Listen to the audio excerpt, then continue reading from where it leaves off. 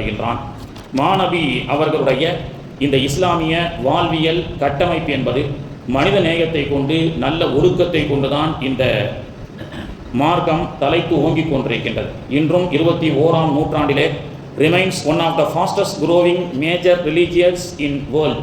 உலகத்திலேயே அதிகமாக வளர்ச்சி அடைந்து கொண்டிருக்கக்கூடிய இன்றைய 2026ஆம் ஆண்டு உலகில் 2.7 மில்லியன் மக்கள் வாழக்கூடிய இந்த தேசத்திலே இந்த வளர்ச்சியும், இந்த மாணவி அவர்கள் கட்டமைத்த இந்த சிறப்பான ஒழுக்கத்தின் மாண்புமிக்க இந்த மார்க்கத்தினுடைய வளர்ச்சி என்பது 2050 இன்னும் 24% மக்கள் இஸ்லாத்தை தழுவுவார்கள் என்று இன்றைய ஆய்வாளர்கள் நமக்கு சொல்லி காட்டுகின்றார்கள். மாணவி அவர்கள் வாழ்ந்த 63 ஆண்டுகள். மாணவி அவர்கள் பிறப்பதற்கு முன்பு தந்தையை இழந்து விடுகின்றார்கள். பிறந்த பின் 6ஆம் வயதில் தாயை இழந்து விடுகின்றார்கள். அரவணைத்து வந்த பாட்டனார் 8ஆம் வயதில் அல்லாஹ்வுடைய தூதர் அவர்கள் இழந்து விடுகின்றார்கள். 18ஆம் வயதில் மந்தைகளை மேய்த்தார்கள். 20ஆம் வயதில் இணைந்து வியாபாரம் செய்தார்கள். 25ஆம் வயதில் அன்னை கதீஜா அம்மா அவர்களை மணந்தார்கள். 40ஆம் வயதில் நுபுவத்தை பிரகடனம் செய்தார்கள். 51வது வயதில் விண்வெளி மெஹராஜ் என்ற பயணத்தை மேற்கொண்டார்கள். 53 வயதில் ஹிஜ்ரத் மேற்கொண்டார்கள் மதீனாவிற்கு. 61வது வயதில் மக்கா வெற்றி கொண்டார்கள். 63வது வயதில் இறுதியான ஹஜ்ஜை செய்தார்கள். 63ஆம் வயதுடைய துல் ஹஜ்ஜி மாதம் ஹஜ்ஜி செய்கின்றார்கள். அதே 63ஆம் வயதிலே ரபியுல் அவ்வல் திங்களிலே இறைவனுடைய அழைப்பை ஏற்று இந்த உலகத்தை விட்டு இறைவனை சந்திக்க சென்றார்கள். மாநபி அவர்கள் கட்டமைத்த, அவர்கள் வாழ்ந்த இந்த 63 வாழ்க்கையிலே மாநபி ஸல்லல்லாஹு அலைஹி வஸல்லம் அவர்கள் 40 வயதிலே நுபுவத்தை பிரகடனம் செய்கிறார்கள். 40 வயதிலே நுபுவத்தை மாநபி அவர்கள் பிரகடனம் செய்கின்றார்கள். கிபி 571 ஏப்ரல் மாதம் 20ஆம் தேதி ரபியுல் அவ்வல் திங்கள் 12 மாநபி அவர்கள் இந்த உலகத்திலே அவதரிக்கின்றார்கள். தன்னுடைய 63 கால கட்ட மாநபி அவர்களுடைய வாழ்வியல் இறைப்பணி என்பது இன்று 2.7 பில்லியன் மக்கள் முஸ்லிம்களாக வாழ்ந்து கொண்டிருக்கின்றார்கள். சுமார் 1500 ஆண்டுகளாக பலரால் விமர்சனங்கள் செய்யப்பட்ட ஒரு மார்க்கம் இஸ்லாம். 1500 ஆண்டுகளாக பலவிதமான விமர்சனங்களை எதிர்கொள்ளக்கூடிய மார்க்கம் இஸ்லாம். பலரால் விமர்சனங்களுக்குள்ளாக்கப்பட்ட மாபெரும் தலைவர் மாநபி ரசூலுல்லாஹி ஸல்லல்லாஹு அலைஹி வஸல்லம் அவர்கள். எத்தனை எதிர்மறையான விமர்சனங்கள் வந்தாலும் அந்த விமர்சனங்களை எல்லாம் தவிடுபடு ஆக்கி இந்த மார்க்கம் இன்று வரை நாளுக்கு நாள் வளர்ந்து கொண்டே இருக்கின்றது. Remains one of the fastest growing major religious in the world. உலகத்திலேயே மிக அதிகமாக வளர்ச்சி அடைந்து இஸ்லாம் வளர்ந்து கொண்டிருக்கின்றது என்று நமக்கு சொல்லி காட்டப்படுகிறது. பெருமானார் ஸல்லல்லாஹு அலைஹி வஸல்லம் அவர்கள் 40 வயது வரை ஒழுக்கமுள்ளவர்களாக, நல் பண்புடையவர்களாக, உண்மையை பேசக்கூடியவர்களாக, மது அருந்தாத ஒழுக்கமுள்ளவர்களாக வாழ்ந்திருக்கின்றார்கள். பெண்களை இழிவாக கருதி 5000க்கும் மேற்பட்ட பெண் சிசுக்கள், பெண் குழந்தைகள் பிறந்தால் உயிரோடு கொலை செய்த அந்த காலகட்டத்திலே தன்னுடைய 25வது வயதிலே 40 வயதினுடைய ஒரு விதவை பெண்ணை திருமணம் முடித்து மிகப்பெரிய புரட்சி செய்கின்றார்கள் மாநபி ஸல்லல்லாஹு அலைஹி வஸல்லம் அவர்கள். அரபுலக மக்களுக்கு மத்தியிலே ஒரு மிகப்பெரிய ஒழுக்கம் உள்ளவர்களாக அவர்கள் திகழ்ந்ததை உலகமே திரும்பி பார்த்தது. அன்றைய தினம் கூட நான் ஜும்மாவிலே சொன்னேன், ஒழுக்கம் உள்ளவர்களை திரும்பி பார்க்கக்கூடிய ஒரு உலகம் எப்போ வரும் என்று சொன்னால், எப்பொழுது ஒழுக்க கேடுகள் அதிகமாக இருக்குமோ, ஒழுக்க பஞ்சங்கள் மக்களுக்கு மத்தியில் இருக்குமோ, அப்பொழுது ஒழுக்கம் உள்ளவர்களை உலகமே திரும்பி பார்க்கும். பிரிட்டிஷ் ஏர்லைன்ஸ்ல 450 பயணிகள் பயணம் செய்து கொண்டிருக்கின்றார்கள். அங்கே மதுபானம், வைன் எல்லாருக்கும் கொடுக்கப்படுகிறது. எல்லோரும் வாங்கி அருந்துகின்றார்கள். ஆனால் ஒருவர் மட்டும் வேண்டாம் என்று சொல்கின்றார். விமானத்திலே 11 அடி வானில் பறந்து கொண்டிருக்கக்கூடிய அந்த நேரத்திலே எல்லோரும் வைன், மதுவை வாங்கி அருந்தி கொண்டிருக்கக்கூடிய அந்த நேரத்தில் ஒருவர் மட்டும் வேண்டாம் சொல்கிறார். அவர் இஸ்லாமியராக இருக்கிறார். குடித்தவர்களை பார்த்து ஏன் குடிக்கிறீர்கள் என்று கேட்கவில்லை, குடிக்காத அவரை பார்த்துதான் ஏன் நீங்கள் குடிக்கவில்லை என்று கேட்கின்றார்கள். அவர் சொல்கின்றார், மாநபி ரசூலுல்லாஹி ஸல்லல்லாஹு அலைஹி வஸல்லம் அவர்கள் இதை எங்களுக்கு தடுத்திருக்கின்றார்கள், குர்ஆன் எங்களுக்கு தடுக்கப்பட்டிருக்கிறது என்று சொல்லப்பட்டது. விண்வெளியில், இந்த உலகத்தின் பூமியில் அல்ல, வானில் பறந்து கொண்டிருக்கும் போது கூட 1400 ஆண்டுகளுக்கு முன்பு வறண்ட பாலைவனத்திலே அமர்ந்து கொண்டு சொல்லிக் கொடுக்கப்பட்ட ஒரு ஒழுக்கம், மதுபானம் அது கூடாது, அது ஹராம் என்று சொல்லப்பட்ட அந்த நல்ல ஒழுக்க நெறியை வானில் உயர்ந்து பறந்து கொண்டிருக்கக்கூடிய ஒரு இஸ்லாமியர் பின்பற்றுகின்றார் என்று சொன்னால் ஹூ இஸ் ப்ராஃபட் அப்படி என்று உலகமே இன்னைக்கு திரும்பி பார்க்க வைத்தது. ஏர்வேஸ்லே ஃப்ளைட்டில் ஒருத்தர் பயணம் செஞ்சுட்டு இருக்கிறாரு. பக்கத்தில் ஒருத்தர் உட்கார்ந்து கொண்டு சாதாரணமாக பேசுகிறாரு. பாய், நீங்கள் மதுபானம் ஒயின் சாப்பிட மாட்டீங்கல்ல, பாய்கள்லாம் சாப்பிட மாட்டீங்க, எனக்கு தெரியும் அப்படின்னு சொல்லி பக்கத்தில் என்ன செய்கிறார், பேச்சு கொடுக்குறாரு. பக்கத்தில் ஃப்ளைட்டில் ட்ராவல் பண்ண ஒரு பேசஞ்சரு சக பேசஞ்சர், கோ பேசஞ்சரோட பக்கத்தில் வந்து ஒரு இஸ்லாமியர் பயணம் செய்கின்றார். பக்கத்தில் இருக்கவர் கேட்குறாரு, பாய் நீங்கள் வந்து ஒயின் குடிக்க மாட்டீங்கல்ல? ஆமாம் சார், நாங்கள் ஒயின் குடிக்க மாட்டோம், எனக்கு நல்லா தெரியும். இந்த மதுபானத்தை அழித்து ஒழித்த மாணவி அவர்கள் என்று இஸ்லாம் அல்லாத மற்ற மக்களுக்கும் தெரியும். இஸ்லாத்தின் பெயரால் இருந்து கொண்டு மதுபானம் அருந்தக்கூடிய சிலர்களை பார்த்து இஸ்லாம் அல்லாத சகோதரர்கள் கூட சொல்கின்றார்கள், பாய் உனக்கு கொஞ்சம் கூட ஒழுக்கம் இல்லையா?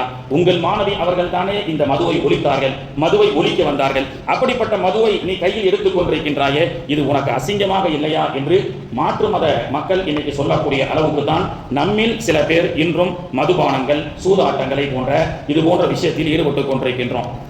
அப்போ அவர் கேட்டாரு, பாய் நீங்க ஒயின் சாப்பிட மாட்டீங்கல, அவருக்கு பேச்சு கொடுக்கறதுல அவருக்கு ஒரு தேவை இருக்கு. என்னன்னு சொன்னா, பாய் இந்த ஃப்ளைட்டில் 2 கிளாஸ் தான் ஒயின் கொடுப்பாங்க, இந்த ஃப்ளைட்டில் 2 கிளாஸ் தான் ஒயின் கொடுப்பாங்க.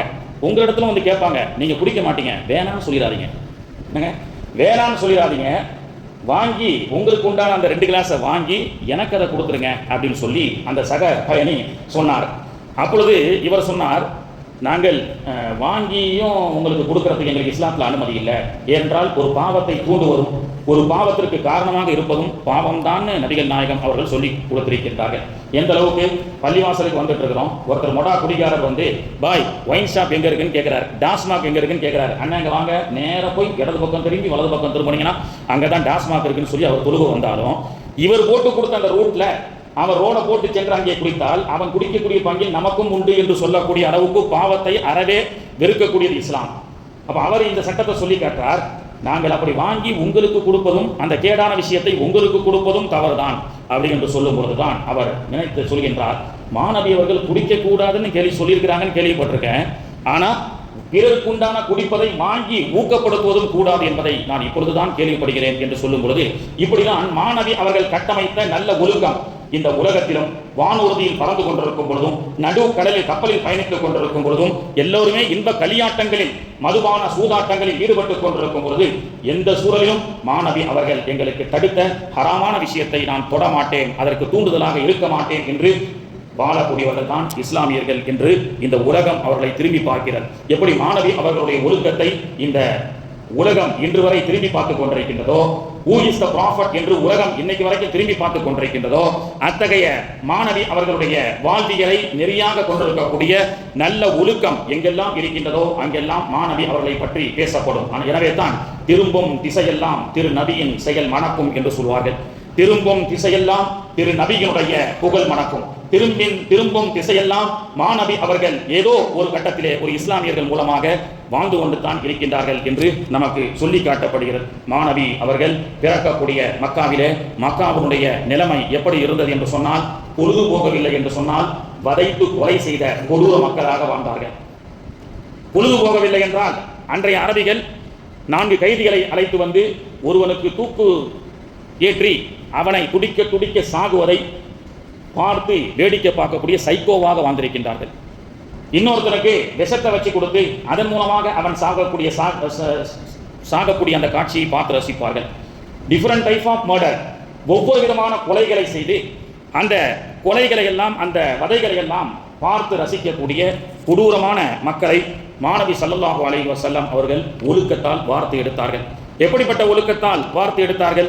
மாணவி அவர்கள் ஒரு முறை பள்ளிவாசலிலே பயான் செய்து கொண்டிருக்கும் பொழுது ஒரு பறவை ஒரு நபித்தோழரை வட்டமிட்டு சுத்தி வந்தது. மாணவி அவர்கள் அந்த பறவையை பார்க்கின்றார்கள். அந்த பறவை மையமாக வட்டமிட்டு சுத்தி கொண்டிருக்கக்கூடிய நபித்தோழரை பார்க்கின்றார்கள். நபித்தோழரிடத்தில் கேட்கின்றார்கள், எழுதுறீங்கள், என்ன வைத்திருக்கிறீர்கள் என்று கேட்கின்றார்கள். அவர் சொன்னார், யா ரசூலல்லாஹ், பள்ளிவாசலுக்கு வர வழியில இந்த பறவைகளுடைய கூண்டிலிருந்து இந்த குஞ்சிகள் அழகாக இருந்தது, அதை நான் கொண்டு வந்து விட்டேன் என்று சொன்னார். மாணவி அவர்கள் சொன்னார்கள், நீங்கள் கொண்டு வந்து விட்டீர்கள் அந்த கூட்டிலிருந்து அந்த குஞ்சிகளை, அந்த தன்னுடைய குஞ்சிகளை காணவில்லை என்று அந்த தாய் புறா ஏக்கத்தோடு உங்களை சுற்றி வருவதை என்னால் பார்க்க முடியவில்லை, எனவே கொண்டு வந்த அந்த பட்சிகளை எல்லாம் நீங்கள் அந்த கூட்டிலே வைத்துவிட்டு வாருங்கள் என்று பறந்து கொண்டிருக்கக்கூடிய ஒரு பறவையினுடைய உணர்வை, ஒரு தாய் புறாவினுடைய உணர்வை மாணவி ஸல்லல்லாஹு அலைஹி வஸல்லம் அவர்கள் பள்ளி வாசலிலே வைத்து அந்த உணர்வை பெருமானார் அவர்கள் போதிக்கின்றார்கள். வமா அர்ஸல்னாக இல்லா ரஹ்மத்தல் லில் ஆலமீன். மனிதர்களை பொழுதுபோக்குக்காக வதைத்து வந்த அந்த சமூகத்தை மாணவி அவர்கள் எப்படி ஒழுக்க சீலர்களாக வார்த்தை எடுத்தார்கள் என்றால், ஒரு பறவையினுடைய உணர்வை மாணவி அவர்கள் புரிந்து கொண்டு அந்த பறவைக்குண்டான உணர்வுகளையும், அதற்கும் ஒரு தாய் பாசம் இருக்கிறது, அந்த பாசத்தை நீங்கள் உணருங்கள், அந்த தாய்க்கும் குட்டிக்கும் உண்டான ஒரு பிரிவை நீங்கள் ஏற்படுத்தி அந்த தாய் புறாவினுடைய உள்ளத்தை நீங்கள் கலங்கடிக்க செய்து விடாதீர்கள் என்று மாணவி ஸல்லல்லாஹு அலைஹி வஸல்லம் அவர்கள் இந்த சமூகத்திற்கு சொல்லிக் கொடுத்தார்கள் என்று சொன்னால், ஒரு பயணத்திலே மாணவி ஸல்லல்லாஹு அலைஹி வஸல்லம் அவர்கள் சஹாபாக்களோடு வந்து கொண்டிருக்கின்றார்கள். அநேகமாக அது ஹந்தக் யுத்தத்தினுடைய பயணம் என்று வரலாற்றிலே சொல்லப்படுகிறது, அல்லது வேறு ஒரு பயணம். அந்த பயணத்திலே மாணவி அவர்கள் முதலாக ஒட்டகத்தில் வருகிறார்கள். அவர்களை பின்தொடர்ந்து நூற்றுக்கணக்கான சஹாபாக்கள் வருகின்றார்கள்.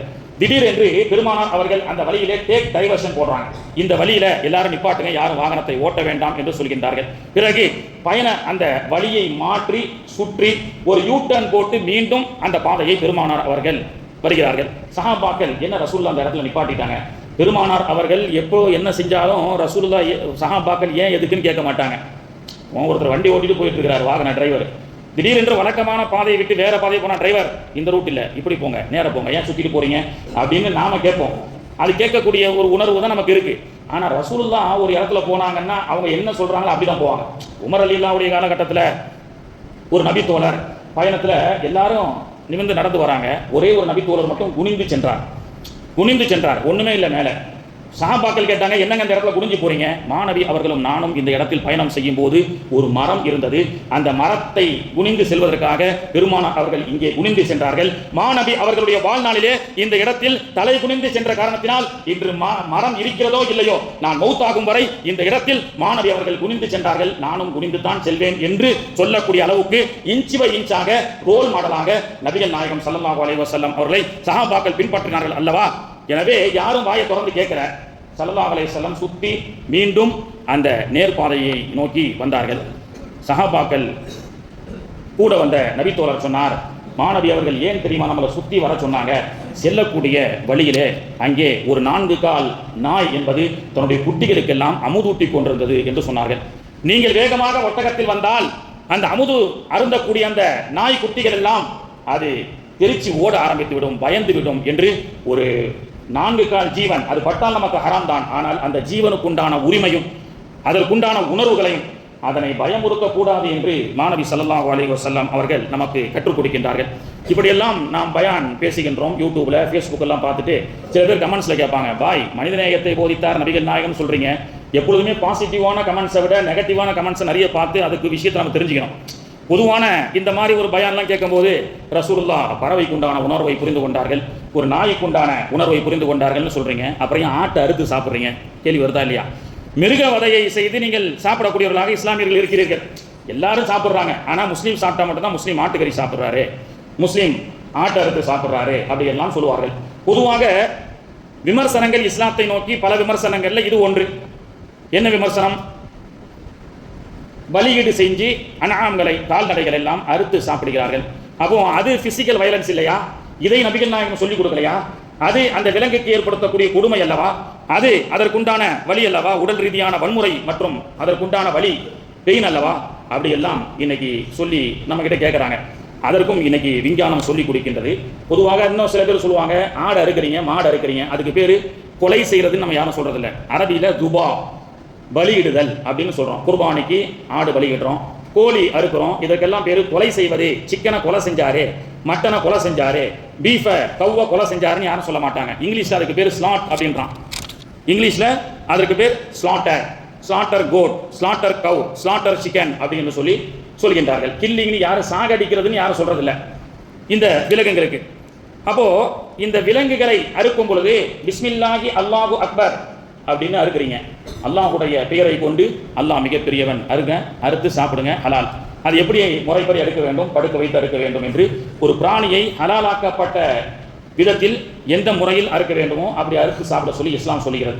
இன்னொருத்தர் கேட்டார், பிஸ்மில்லாஹி அல்லாஹு அக்பர் என்று சொல்லாம பிஸ்மில்லாஹ் இர் ரஹ்மான் இர் ரஹீம் சொல்லக்கூடாதுல்ல? அதுல என்ன அர் ரஹ்மான் அர் ரஹீம், அல்லாஹ் கருணையாளன், அல்லாஹ் கிருபையாளன், இதுல என்ன கிருபை இருக்கு? ஒரு உயிரினத்தை அப்படியே கத்திய வச்சு அறுக்கிறீங்க, எல்லாம் கேட்கறாங்க. இதுக்கெல்லாம் நம்ம விஷயத்தை தெரிஞ்சுக்கணும். அப்படி என்ன ரவுஃப், அப்புறம் என்ன ரஹீம், அப்புறம் என்ன மனித நேயத்தை போதித்ததை தாண்டி மிருகங்களுடைய உணர்வுகளை நபிகள் நாயகம் புரிந்து கொண்டார்கள். அப்படி எல்லாம் எதிர்மறையான கேள்விகள் நமக்கு வருகிறது. இன்று இஸ்லாம் சொல்லக்கூடிய முறைப்படி அறுக்கக்கூடிய பிராணிகளுடைய அதனுடைய பிசிக்கல் வயலன்ஸ் பெயின் அதனுடைய உடலிலே உண்டாகிறதா அப்படின்னு சொல்லி ஒரு ரிசர்ச் பண்றாங்க. பொதுவாக இஸ்லாம் சொல்லக்கூடிய ஆடு, மாடு, கோழி, மீட் அனிமல்ஸ் பர்மிட்டட் இன் இஸ்லாம், இஸ்லாம் அனுமதிக்கப்படுகின்ற இது போன்ற கால்நடைகளை அறுத்து பலியிடக்கூடிய அந்த நேரத்திலே, குறிப்பாக பக்ரத்துடைய குர்பானி நேரத்தில் நாம் பலியிடுகின்றோம், சாப்பிடுவதற்காக பலியிடுகின்றோம். இந்த பலியீட்டின் போது இதை அறுக்கும் பொழுது அந்த பிராணிகள் எவ்வாறான உணர்வுகளை பிசிக்கல் வயலன்ஸா பெயின் அனுபவிக்குதா இல்லையா அப்படின்னு சொல்லி ரிசர்ச் பண்றாங்க. ரிசர்ச் செய்து ஆச்சரியப்படுகின்றார்கள். இஸ்லாம் கருணையுள்ள மார்க்கம், இரக்கமுள்ள மார்க்கம், எந்த ஒரு விலங்குக்கும் தீங்கை இழைக்கக்கூடாது என்று சொன்ன மார்க்கம். அப்படிப்பட்ட இந்த மார்க்கத்திலே மாணவி அவர்கள் கற்றுக் கொடுத்த துபா செய்யக்கூடிய இந்த முறை, இந்த துபா செய்யக்கூடிய இந்த முறையை இன்னைக்கு ரிசர்ச் செஞ்சு சொல்றாங்க. பொதுவாக உதாரணத்துக்கு நம்ம சொல்ல வேண்டும் சொன்னா, உடலை ஆப்ரேஷன் செய்கின்றோம், காது ஆப்ரேஷன் பண்ணிருக்கணும். ஒருத்தர் சொல்றாரு, ஹஜ்ரத் எனக்கு காது ஆப்ரேஷன் பண்ணாங்க, சின்னதாக ஒரு ஊசி போட்டாரு, அது குளோரோஃபார்ம், மயக்க மருந்து கொடுத்தாரு, மருத்து போற ஊசி, ஒரு மாசத்துக்கு எனக்கு காது இருக்குதா இல்லையானே தெரியல. ஹார்ட் ஆப்ரேஷன் செய்கின்றார்கள், அப்படியே அடுத்து ஆப்ரேஷன் செஞ்சிடறாங்களா டாக்டர்? அந்த இடத்துல உணர்வை துண்டிக்கக்கூடிய ஒரு குளோரோஃபார்ம் என்ற மருந்தை அவர்கள் கொடுத்து பிறகு உடலை அறுக்கின்றார்கள். அவருடைய கண்கள், மூளையெல்லாம் ஆக்டிவாக தான் இருக்கு, ஆனால் அந்த அறுக்கக்கூடிய இடம் மட்டும் மறுத்து போச்சு. இதுக்கு மருத்துவ உலகம் சொல்லக்கூடியது குளோரோஃபார்ம் அப்படின்னு சொல்றாங்க. அறுவை சிகிச்சைக்காக பயன்படுத்தக்கூடிய குளோரோஃபார்ம். இதை இன்னைக்கு மனிதன் கண்டுபிடிச்சு அந்த மனிதனுடைய உடல் உறுப்புகள் ஏதேனும் சேதமடைந்தால் அவனுடைய உணர்வுகள் அப்படியே இருக்கும். பிசிக்கல் வயலன்ஸ் பெயின் எதுவுமே இல்லாம அவனுக்கு உண்டான ஆபரேஷன் செய்யக்கூடிய மெத்தடை மனிதன் கண்டுபிடித்து அதை அறுக்கின்றான். அதை பெயின் இல்லாமல், பிசிக்கல் வயலன்ஸ் இல்லாமல் அதை அவன் அந்த உறுப்புகளை அவன் தன்னைத்தானே பாதுகாத்துக் கொள்கின்றான் அறுவை சிகிச்சையின் மூலமாக. அல்லாஹ் பாருங்க, ஹலாலாக்கப்பட்ட எல்லா பிராணிகளுக்கும் உள்ளுக்குள்ள ஒரு குளோரோஃபார்ம் கொடுத்துருப்பான். அல்லாஹ் அப்டேட் பண்ணிட்டான். உள்ள இந்த ஆட்டை எடுத்து படுக்க வைத்து அதில் உயிர் பயம் ஏற்படக்கூடிய அந்த நேரத்தில் அந்த மருத்துவ போகக்கூடிய குளோரோஃபார்ம் என்று சொல்லக்கூடிய அல்லாஹ் அப்டேட் செய்யப்பட்ட அந்த பிராணிகளுக்கு தொண்டையில் வந்து நின்று விடுகிறதாம். நான் சொல்லவில்லை, மருத்துவ விஞ்ஞானம் கண்டுபிடிக்கிறது. அறுக்கும் பொழுது பிசிக்கல் வயலன்ஸ் பெயின் என்பது அந்த பிராணிக்கு சுத்தமாக இருப்பதில்லை என்று இன்னைக்கு மருத்துவ உலகம் சொல்லி காட்டுகின்றது. The slaughter goat, cow, chicken and all meat animals permitted in Islam. இஸ்லாம் எத்தனை அனுமதிக்கப்பட்ட ஹலாலாக்கப்பட்ட வஸ்துக்களை குர்ஆனும் ஹதீஸும் நமக்கு சொல்லிக் கொடுக்கின்றதோ அத்தனை வஸ்துக்களையும் துபா செய்யும் பொழுது அல்லாஹ் அந்த பிராணிகளுக்கு கொடுக்கக்கூடியது என்ன? அந்த பிராணிகளுக்கு மறுத்து போகக்கூடிய ஒரு தன்மையை அல்லாஹ் கழுத்திலே கொடுக்கின்றான். இதை சொன்ன உடனே அடுத்து இன்னொரு கமெண்ட்ஸ் போட்டான், அப்புறம் ஏன் துடிக்குது அப்படின்னா, அப்புறம் ஏன் வைப்ரேஷன் ஆகுது, வலி இல்லாமையா துடிக்கும் கேட்பாங்களா இல்லையாங்க? வலி இல்லாமலையா துடிக்கும்? அந்த வைப்ரேஷன் என்பது உடலில் இருக்கக்கூடிய நச்சுக்களை, இரத்தங்களை வெளியேற்றுவது. இரத்தம் என்பது சாப்பிடுவது ஹராம். இரத்தங்களை வெளியேற்றுவதற்காக அல்லாஹ் அப்படிப்பட்ட ஒரு அமைப்பை அந்த கால்நடைகளுக்கு அல்லாஹ் கொடுத்து பரிசுத்தமான உணவை அல்லாஹ் தஆலா கொடுக்கின்றான் என்று இன்னைக்கு மருத்துவ உலகம் கண்டுபிடித்து சொல்லி காட்டுகின்றது. கண்ணியத்திற்குரியவர்களே, மாணவி அவர்கள் கட்டமைக்கப்பட்ட இந்த சிறப்பான மார்க்கம் என்பது நல் ஒழுக்கத்தால் கட்டமைக்கப்பட்டது. 40 வயதிலே நுபுவத்தை பிரகடனம் செய்யப்பட்ட மாணவி அவர்கள் 51வது வயதில் தான் தொழுகை என்ற கடமையை இந்த சமூகத்துக்கு கொடுத்திருக்கின்றார்கள். அப்படி என்றால் இந்த சமூகம் 11 ஆண்டுகளாக நபிகள் நாயகம் இந்த சமூகத்துக்கு கட்டமைக்கப்பட்ட விஷயம் என்ன, கற்றுக் கொடுத்த விஷயம் என்ன? நல் ஒழுக்கம். அந்த நல் ஒழுக்கம் என்ற அந்த 10 வருஷம் பேஸ்மெண்ட்ல தான் இன்னைக்கும் இஸ்லாமியர்கள் உலகத்தில் 21ஆம் நூற்றாண்டை வாழ்ந்து கொண்டிருக்கக்கூடிய இன்று வரை இஸ்லாம் வளர்ந்து கொண்டே இருக்கிறது. ஒரு கட்டடத்தினுடைய ஃபவுண்டேஷன், பேஸ்மெண்ட், அதை பேஸ்மெண்ட் அந்த ஃபவுண்டேஷன்ல எத்தனை அடுக்கு மாடிகள் கட்டலாம் என்று கட்டிட பொறியியல் வல்லுநர்கள் எல்லாம் சொல்கின்றார்கள். இந்த பேஸ்மெண்ட்டுக்கு இத்தனை அடி உயரம் கட்டலாம், புரூஜ் கலீஃபா கட்டுவதற்கு இவ்வளவு ஃபவுண்டேஷன் போட வேண்டியது இருக்கிறது. வால் கிளாக் டவர் சவுதியிலே இருக்கக்கூடிய, மக்காவில் இருக்கக்கூடிய பிரம்மாண்டமான வால் கிளாக் டவர் இருக்கின்றது.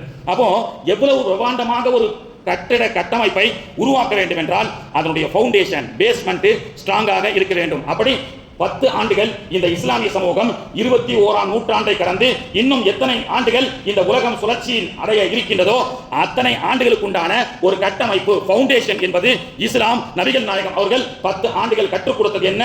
ஒழுக்கம், நல்ல ஒழுக்கம். நல்ல ஒழுக்கத்தை நாயகம் ஸல்லல்லாஹு அலைஹி வஸல்லம் அவர்கள் கற்றுக் கொடுத்தார்கள். லண்டனை சார்ந்த சார்லஸ் கிரேசன் பிக்தல் அப்படின்னு சொல்லி ஒரு கிறிஸ்தவர் சார்லஸ், அவர் 1914 பிரிட்டிஷ் தூதரக அதிகாரியாக லெபனானிலே பணியாற்றுகின்றார். லெபனான் இஸ்லாமிய நாடு. லெபனான் என்ற அந்த இஸ்லாமிய நாட்டிலே பிரிட்டிஷ் தூதரக அதிகாரியாக சார்லஸ் கிரேசன் பிக்தல் அப்படி என்பவர் பணியாற்றி வருகின்றார். அப்படி லெபனானிலே அவர் பணியாற்றி வரக்கூடிய நேரத்திலே 1914 உயரமான ஒரு கட்டிடத்தில் நின்று பரபரப்பாக இருக்கக்கூடிய ஒரு பஜார் ஸ்ட்ரீட்டை வேடிக்கை பார்த்து கொண்டிருக்கின்றார். பரபரப்பாக மக்கள் எல்லாம் வந்து செல்லக்கூடிய ஒரு பரபரப்பான லெபனானுடைய நகரத்தினுடைய ஒரு வீதியை மேலிருந்து அவர் பார்த்து கொண்டிருக்கின்றார். அப்பொழுது ஒரு அதிசயமான காட்சியை அவர் பார்க்கின்றார். வயசானவர் கைத்தடியோடு 70-75 வயசு மதிக்க தகுந்த ஒருவர் யூத மத அடையாளத்தோடு கம்பை ஊன்றிக்கொண்டு அவர் நடந்து வரக்கூடிய நேரத்திலே அவருக்கு எதிராக ஒரு இஸ்லாமிய இளைஞர் என்ன செய்கின்றார்? ஒரு ஜாம்பவான ஒரு இஸ்லாமிய இளைஞர் எதிரிலே வருகின்றார். அவரை பார்த்தவுடன் அந்த முதியவர் அந்த கைத்தடியால் அவரை அடிக்கின்றார்.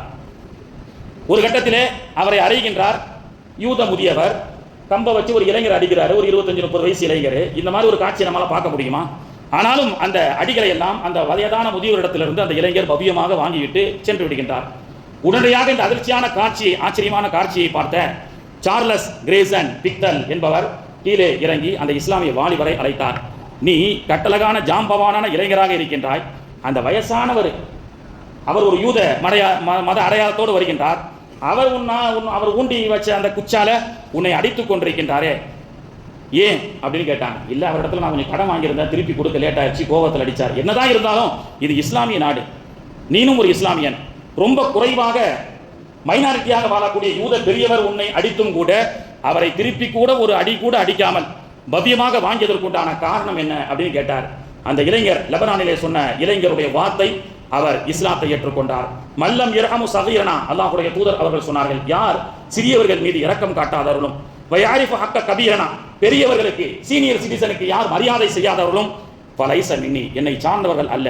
சீனியர் சிட்டிசனாக இருக்கக்கூடிய முதியவர்களுக்கு நாம் மரியாதை செய்ய வேண்டும் என்று எங்கள் மாணவி முஹம்மது ரசூலுல்லாஹி ஸல்லல்லாஹு அலைஹி வஸல்லம் அவர்கள் கற்றுக் கொடுத்தார்கள் என்று சொன்ன விஷயத்திலே அவர் ஆச்சரியம் அடைந்தார். 1000 வருஷத்துக்கு முன்னாடி ஏதோ ஒரு பாலைவனத்தில் இருந்து கொண்டு முதியவருக்கு நீங்கள் மரியாதை செய்யுங்கள் என்று சொன்ன ஒற்றை வார்த்தை இன்று லெபனான் வீதியிலே ஒரு இளைஞர் அதை பின்பற்றுகின்றார், அதை ஏற்றுக்கொண்டு அதன்படி அமல் செய்கின்றார் என்று சொல்லி ஹூ இஸ் த ப்ராஃபட் அப்படி என்று அவர் நபிகள் நாயகத்துடைய வாழ்வியலை அவர் திறந்து பார்க்கின்றார். பிறகு அவர் முகம்மது மார்க்மெடிக் பிக்தல் என்று தன்னுடைய பெயரை மாற்றிக்கொண்டு மட்டும் ஆச்சரியம் அல்ல, இஸ்லாத்தை ஏற்றுக்கொண்ட சார்லஸ் கிரேசின் பிக்தல் முகமது பிக்தலாக மாறி 1917க்கு பிறகு த மீனிங் ஆஃப் குளோரியஸ் குர்ஆன் அப்படின்னு சொல்லி உலகத்திலேயே குர்ஆனுக்கு முதல் இங்கிலீஷ் மொழிபெயர்ப்பு செய்தார்.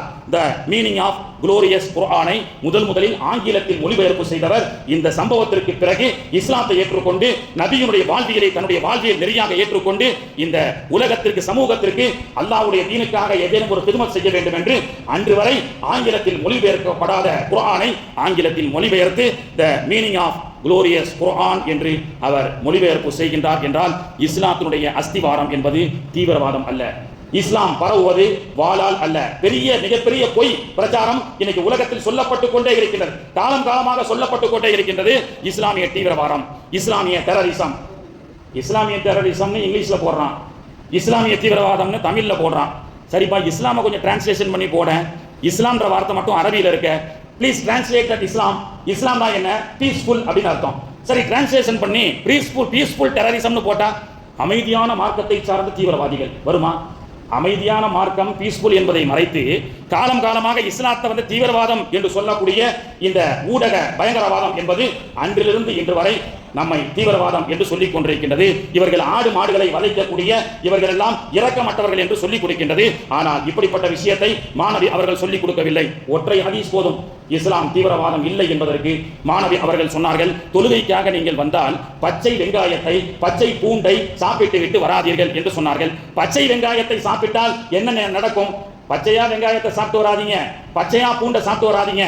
முஸ்லிம் ஷரீஃப்ல அல்லாஹ்வுடைய தூதர் அவர்கள் சொன்ன ஹதீஸ் பதிவு செய்யப்பட்டிருக்கிறது. ஏன் அல்லாஹ்வுடைய தூதர் அதற்கும் சொல்கின்றார்கள், உங்கள் வாயில் இருந்து வரக்கூடிய துர்வாடை உன் பக்கத்தில் இருக்கக்கூடிய சகோதரனுடைய முக சுளிப்புக்கு அது காரணம் ஆகும் என்று சொன்னார்கள். அருகில் இருக்கக்கூடிய மனிதனுடைய முக சுளிப்புக்கு கூட என்னுடைய வாயிலிருந்து வரக்கூடிய துர்வாடை அவனுக்கு அசௌகரியம் ஏற்படுத்தக்கூடாது என்று சொல்லிக் கொடுக்கப்பட்ட மார்க்கத்தை தான் இன்னைக்கு உலகமெங்கும் மீடியாக்கள் சொல்லிக் கொண்டிருக்கிறது. இஸ்லாமிய தீவிரவாதம், இஸ்லாமிய டெரரிசம். மார்க்கம் கட்டமைக்கப்பட்ட இது போன்ற நல்ல பண்புகளை நாம் ஏந்தி வாழும் காலமெல்லாம் இந்த இஸ்லாம் இன்னும் வளர்ச்சி அடைந்து கொண்டே செல்லும். சகோதரர்களே, இஸ்லாமிய கட்டமைப்பு என்பது நல்ல ஒழுக்கம், மாணவி அவர்களுடைய ஒரே ஒரு சரித்திரத்தை மட்டும் நாம் தெரிந்து கொள்வோம். காலம் காலமாக கொலைகளை செய்து அதன் மூலமாக நேரத்தை கடத்தப்பட்ட, காலம் காலமாக கொலை செய்து பார்த்து ரசித்து வந்த அந்த மக்களை மாணவி அவர்கள் எப்படி பண்படுத்தினார்கள் தெரியுமா? அபூ தல்ஹா ரலியல்லாஹு அன்ஹு அவர்கள் மரண படுக்கையில் இருக்கின்றார்கள். மாணவி ரசூலுல்லாஹி ஸல்லல்லாஹு அலைஹி வஸல்லம் அவர்கள் அந்த மரண படுக்கையில் இருக்கப்பட்ட அபூ தல்ஹா என்ற அந்த நபித்தோழரை பார்க்க வருகின்றார்கள். பெருமானார் அவர்கள் அவரை பார்த்துவிட்டு சொந்த பந்தங்களை எல்லாம் அழைத்து வெளியே கூப்பிட்டு சென்று, அபூ தல்ஹா ரொம்ப கிரிட்டிக்கலாக இருக்கிறார், எப்படி நைட்டுக்குள்ள அவருடைய ரூஹு பிரிந்துவிடும், நான் இப்பொழுது வீட்டுக்கு செல்கின்றேன், அவர் ரூஹு மௌத்தாகிவிட்டால் எனக்கு சொல்லி அனுப்புங்கள் என்று மாணவி ஸல்லல்லாஹு அலைஹி வஸல்லம் அவர்கள் வீட்டுக்கு சென்று விட்டார்கள். மரண படுக்கையில் இருந்த அபூ தல்ஹா சொந்த பந்தத்தை கூப்பிட்டு நபி ஸல்லல்லாஹு அலைஹி வஸல்லம் அவர்கள் என்ன சொன்னாங்க அப்படின்னு கேட்டாங்க. நீங்கள் நைட்டுக்குள்ளே மௌத்தாக போறீங்கன்னு சொல்கிறது நல்லா இருக்குமா? இல்லை ஒன்றும் இல்லை அப்படின்னு சொல்லிட்டாங்க. இல்லை சொல்லுங்க ரசூலுல்லா என்ன சொன்னாங்க? இல்லை ஒன்றும் இல்லை, பரவாயில்ல துஆ செய்யுங்க. ரசூலுல்லா என்ன சொன்னாங்கன்னு எனக்கு தெரியும், நான் விளங்கி கொண்டேன். இரவுக்குள் அபூ தல்ஹா மௌத்தாகி விடுவார், அவர் இறந்து விட்டால் இறப்பு செய்தி எத்தனை மணி ஆனாலும் தகவல் எனக்கு இன்ஃபர்மேஷன் கொடுங்கன்னு ரசூலுல்லா சொல்லிட்டு போயிட்டாங்க. அப்படி தானே? ஆமான்னு சொன்னாங்க. இப்போ அபூ தல்ஹா சொன்னார், வேண்டாம், நான் இறந்து விட்டால் பெருமானார் அவர்களுக்கு நடுநிசையிலே இன்ஃபார்ம் கொடுக்க வேண்டாம், என்னை நீங்கள் அடக்கம் செய்து விடுங்கள் என்று சொல்லிவிட்டார். ஏன் மாணவி அவர்கள் வந்து இவருடைய தீதாரை பார்ப்பதற்கு அவர் விரும்பவில்லையா? அப்படிப்பட்ட பாக்கியம் யாருக்கு கிடைக்கும்? மையத்தாக கிடக்கக்கூடிய அந்த நேரத்திலே அந்த தீதாரை மாணவி அவர்கள் வந்து பார்த்தால் அது எவ்வளவு பெரிய பாக்கியம் என்று சஹாபாக்களுக்கு தெரியாமல் இல்லை. என்றாலும் அபூ தல்ஹா சொன்னார், இரவு நேரம், மாணவி அவர்களுடைய வீடு ரொம்ப தூரமாக இருக்கிறது, மாணவி அவர்கள் இரவிலே தூங்கிவிட்டு சிறிது நேரம் அமல் செய்வார்கள், அந்த தூக்கத்திற்கும் அமலுக்கும் என்னுடைய மரண செய்தி ஒரு காரணமாக இருந்து விடக்கூடாது, தடையாக. எனவே மாணவி அவர்கள் வர வேண்டாம், வர சொல்ல இன்ஃபர்மேஷன் பண்ண வேண்டாம்னு சொன்ன உடனே இரவில் மௌத்தாகிறாங்க, எல்லாம் போய் அடக்கம் பண்ணிட்டாங்க. ஃபஜருக்கு அந்த அபூ தல்ஹாவுடைய சொந்த பந்தங்கள் எல்லாம் வராங்க. இன்றைக்கும் மதீனாவுக்கு போனீங்கன்னா ஒரு பழக்கம் இருக்குங்க, அரபிகள் எல்லாம் துண்டு போடுவாங்க, அந்த துண்டை இப்படி சுற்றி போட்டாங்கன்னா அது ஒரு அடையாளம் இருக்குது, அவங்கெல்லாம் மௌத்து வீட்டுக்காரங்கன்னு அர்த்தம்.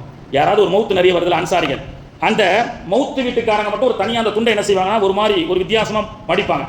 அவரை பார்த்து ஒருத்தர் சொல்லி கொடுத்தாரு, அஜரத் இவங்களாம் யாருன்னு சொன்னால் அந்த ஜனாசா போதில் அவங்களுடைய சொந்த பந்தங்கள் அப்படின்னு, அது ஒரு அடையாளம். முடிச்ச உடனே அவங்க வீட்டில் எல்லாரையும் கூப்பிட்டு ஒரு விருந்து வைக்கிறாங்க அந்த மரணத்திற்காக. நம்ம செய்யறோம்ல மூணாவது ஜியாரத்து, இதெல்லாம் நம்ம தப்பா பார்க்கிறோம், மதீனால இன்னைக்கு அது பழக்கமாக இருக்கிறது, அது வேற சப்ஜெக்ட். இப்போ அல்லாஹ்வுடைய தூதர் அவர்கள் அபூ தல்ஹாவுடைய சொந்த பந்தங்கள்லாம் அடையாளத்தோட உட்கார்ந்துருக்காங்க. என்ன ஆச்சு அபூ தல்ஹா? யா ரசூலல்லாஹ், அவர் வஃபாத் ஆயிட்டார், அடக்கம் பண்ணிட்டோம். நான் தான் சொன்னேன் எத்தனை மணி ஆனாலும் எனக்கு சொல்லி அனுப்புங்கன்னு. இல்லை அவர் தான் வேண்டாம், பெருமானார் அவர்களுக்கு நாம டிஸ்டர்ப் பண்ணக்கூடாதுன்னு சொன்னார். உடனே பெருமானார் ஸல்லல்லாஹு அலைஹி வஸல்லம் அவர்கள் எழுந்திருச்சு லட்சக்கணக்கான மக்கள் மாணவி அவர்களை தியாரம் செய்ய சென்ற மதீனா இன்றும் சென்று கொண்டிருக்கின்றோம். ஆனால் மாணவி அவர்கள் ஐன கபருல் தல்ஹா, தல்ஹாவுடைய மன்னரை எங்கே இருக்கு என்று சொல்லி உடனடியாக அந்த சொந்த பந்தத்தை எல்லாம் அழைத்து சென்று மாணவி அவர்கள் தல்ஹா அபூ தல்ஹாவுடைய மன்னரைக்கு சென்று, இறைவா அபூ தல்ஹாவை நீ சந்தோஷத்தோடு பார்க்க வேண்டும், சிரித்த வண்ணமாக பார்க்க வேண்டும், அவரும் உன்னை மகிழ்ச்சியோடு சந்திக்க வேண்டும் என்ற துஆ செய்தார்கள் மாணவி அவர்கள். அபூ தல்ஹா மாணவி அவர்களை வர சொல்லாமல் இருந்த காரணம் என்ன தெரியுமா? வாழ்நாளில் நபி அவர்கள் எப்பொழுது வந்தாலும் நபி அவர்களை பார்த்து நின்று கொண்டு மரியாதை செய்யக்கூடிய நாம் என்னுடைய மையத்தாக இருக்கும் பொழுது மாணவி அவர்கள் நிற்க என்னுடைய ஜனாசா படுக்கையிலே ஒழுங்கீனமாக இருக்கக்கூடாது என்ற ஒழுக்கத்தை பேணியவர்கள் சஹாபாக்கள். எப்பொழுதுமே மாணவி அவர்கள் வந்தால் அவர்களுக்கு சலாம் சொல்லுவோம், மாணவி அவர்களை பார்த்தால் நின்று அவர்களுக்கு கண்ணியப்படுத்துவோம், மாணவி அவர்களை பார்த்தால் முசாபா செய்வோம். என்னுடைய மரண படுக்கை நான் ஜனாசாவாக இருந்த போது மாணவி அவர்கள் வந்து நிற்கும் பொழுது ஒழுக்கம் இல்லாமல் நான் தூங்கிக் கொண்டிருப்பதை என்னால் முடியாது என்று ஒழுக்கத்தின் உச்சகட்டம் மாணவி அவர்களுக்கு கொடுக்கப்பட்ட அந்த ஒழுக்கம் மரியாதை அது எப்படிப்பட்ட ஒரு சிறப்பை கொடுத்தது. அல்லாஹ் மகிழ்ச்சியோடு அபூ தல்ஹா அவர்களை பார்த்து கொண்டே இருக்கின்றான், அபூ தல்ஹாவும் மகிழ்ச்சியோடு பார்த்து கொண்டிருக்கின்றார்கள். எனவே தான் கபரிலே அடக்கம் செய்யப்பட்டவுடன் மையத்துகிற எஜ்லிசானிகி புகாரிலே வருகிறது, அமர எழுந்திருச்சு அமர வைக்கப்படும். ஏன் படுத்துக்கிட்டே கேட்டா மர் ரப்புக்க வமன் நபியுக்க வமா தீனுக்கன்னு சொன்னா பதில் சொல்ல முடியாதா? பதில் சொல்ல முடியாதா? சொல்ல முடியும். ஒவ்வொரு மையத்தையும் கபரிலே அடக்கம் செய்யப்பட்டதற்கு பிறகு கேள்வி கணக்கு கேட்கக்கூடிய மலக்குகள் வருவார்கள். அப்படி வரும் பொழுது அந்த மையத்தை அமர வைக்கப்படும். ஏன் அமர வைக்கும் பெரும் தெரியுமா? ஓ பந்தா உட்கே பேட் ஆப்கே கபர் மே, உன்னுடைய கபரிலே நீ எழுந்திருச்சு அமர்ந்து உட்காரு. ஏனென்றால் மாநபி முஹம்மது ரசூலுல்லாஹி ஸல்லல்லாஹு அலைஹி வஸல்லம் அவர்கள் உன்னுடைய மன்னரையிலே காட்டப்படுவார்கள். மாநபி அவர்கள் ஆஜராக இருக்கக்கூடிய நேரத்திலே ஒழுக்கம் இல்லாமல் நீ படுத்துக் கொண்டிருக்க கூடாது. எனவே தான் நீ உடலை விட்டு இந்த ரூஹு மையத்தாக இருந்தாலும் மாநபி அவர்கள் வந்தால் அந்த சபையிலே எழுந்திருச்சு அமர வேண்டும் என்று அந்த ஒழுக்கத்தை உடலில் ஹயாத்தாக இருக்கும் போது மட்டுமல்ல, மையத்தாக இந்த ஜனாசா செல்லும் போது கூட ஒழுக்க சீலர்களாக இந்த சமூகத்தை வார்த்தெடுத்தார்கள். அப்படிப்பட்ட ஒழுக்கமும் மனிதநேயமும் தான் இன்னைக்கு உலகத்தில் சிறப்பான முறையில் நடைபெற்றுக் கொண்டிருக்கின்றது. இஸ்லாம் வளர்ச்சி அடைந்து கொண்டிருக்கின்றது. இஸ்லாம் மனிதநேயத்தால் கட்டமைக்கப்பட்டது. இஸ்லாம் ஒழுக்கத்தால் கட்டமைக்கப்பட்டது. இஸ்லாம் வாளால் பரவியது அல்ல. வாளால் இங்கே முகலாயர்கள் பரப்பினார்கள் என்று சொன்னால், இந்தோனேஷியாவில் எந்த முகலாயர்கள் சென்றார்கள்? உலகத்தில் அதிகமாக மக்கள் வாழக்கூடிய நாடு இந்தோனேஷியா. எந்த அந்நிய படையும் இஸ்லாமிய படையும் அங்கே படையெடுக்கவில்லை. மலேசியா எந்த படையும் படையெடுக்கவில்லை. படையெடுக்காமல் அங்கெல்லாம் எப்படி இஸ்லாம் பரவியது? இது போன்ற நல்ல ஒழுக்கங்கள் மூலமாகத்தான் இஸ்லாம் பரவியது. அப்படிப்பட்ட நல்ல ஒழுக்கத்தை நெறியை ஏந்தி மனிதாபிமானத்தோடு இந்த உலகத்தில் வாழக்கூடிய பாக்கியத்தை அல்லாஹு தாலா தந்து அருள் புரிவானாக. வாழக்கூடிய காலகட்டத்திலே மாநபி அவர்களுடைய வாழ்ந்து கொண்டிருக்கக்கூடிய மதினா முனவராவுக்கு சென்று அஸ்ஸலாத்து வஸ்ஸலாமு அலைக்க யா ரசூலல்லாஹ் என்று சொல்லக்கூடிய பாக்கியத்தை அல்லாஹு தஆலா தந்து அருள் புரிவானாக. கபரிலே அவர்களை பார்த்து சாட்சி சொல்லக்கூடிய பாக்கியத்தை அல்லாஹ் தருவானாக. மாநபி அவருடைய துஆவை கொண்டும் இந்த உலகத்திலும் மாநபி அவருடைய ஷஃபாத்தை மறுமையிலும் பெறக்கூடிய பாக்கியத்தை அல்லாஹு தஆலா நாம் அனைவர்களுக்கும் தந்து அருள் புரிவானாக. வாக்கிர் தஅவானா அனில் ஹம்து லில்லாஹி ரப்பில் ஆலமீன். சுன்னத் தொழாதவங்க தொழுது கொள்ளுங்கள்.